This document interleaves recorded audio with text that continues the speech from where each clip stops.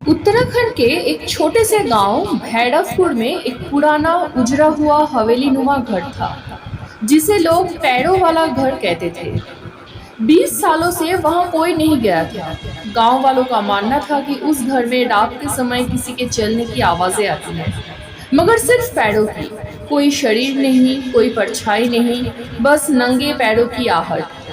कहानी की नायिका थी रिधिमा, एक युवा पत्रकार जो ऐसे रहस्यमयी किस्सों पर डॉक्यूमेंट्री बनाती थी। जब उसे पैरों वाला घर के बारे में पता चला तो उसने तय किया कि वो खुद उस घर में एक रात बिताकर सच्चाई सामने लाएगी। शाम ढलते ही रिधिमा कैमरा, टॉर्च और रिकॉर्डर के साथ हवेली में दाखिल हुई। घर की हालत जर्जर थी, दीवारों पर सीलन, फर्श पर जाले और हवा में सरल सी धुली थी। पर उसने हिम्मत नहीं हारी। वो ड्राइंग रूम में बैठी, कैमरा ऑन किया और बोलने लगी, ये है भैरवपुर का कुख्यात हवेली जहां लोग कहते हैं कि रात को केवल पैरों की आहट सुनाई देती है। रात के करीब 1 बजे थे जब अचानक उसकी रिकॉर्डिंग डिवाइस ने एक धीमी सी ठप ठप की आवाज दर्ज की। रिधिमा की सांसें रुक गई।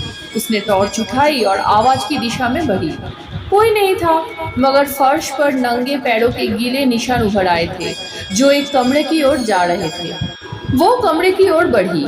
जैसे ही दरवाजा खोला, टॉर्च की रोशनी के सामने एक पुराना झूला नजर आया और उसमें हल्का सा झुलाव, पर कोई बैठा नहीं था।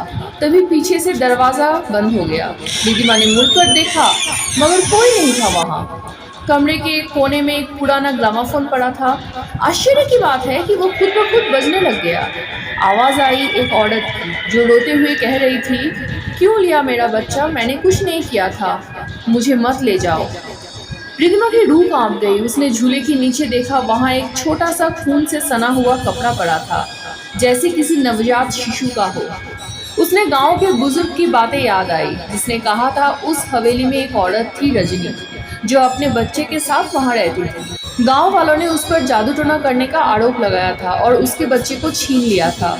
रजनी ने खुद को उस झूले से लटका लिया था। कहते हैं तब से उस घर में सिर्फ आत्मा की पैरों की आहट भटकती है।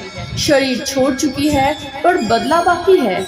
रिधिमा जैसे कमरे के बाहर निकली वैसे ही सामने फर्श पर ढेर सारे पैरों के निशान उभर आए। छोटे, बड़े, उल्टे, सीधे। ऐसा लग रहा था कि बहुत लोग वहां पे चल रहे हैं। चारों ओर ठप ठप ठप की आवाज गूंज रही थी।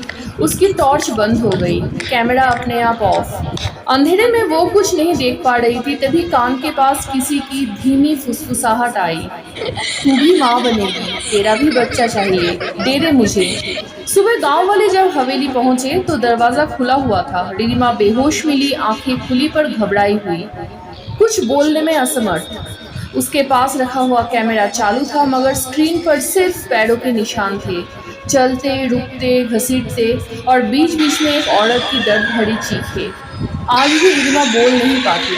उसकी गोद में एक पुराना खून सना कपड़ा मिला था, बिल्कुल वैसा जैसा उस कमरे में था। और गांव वालों अब कहते हैं हवेली अब 2 पैरों वाली हो गई है। Please like, share and subscribe.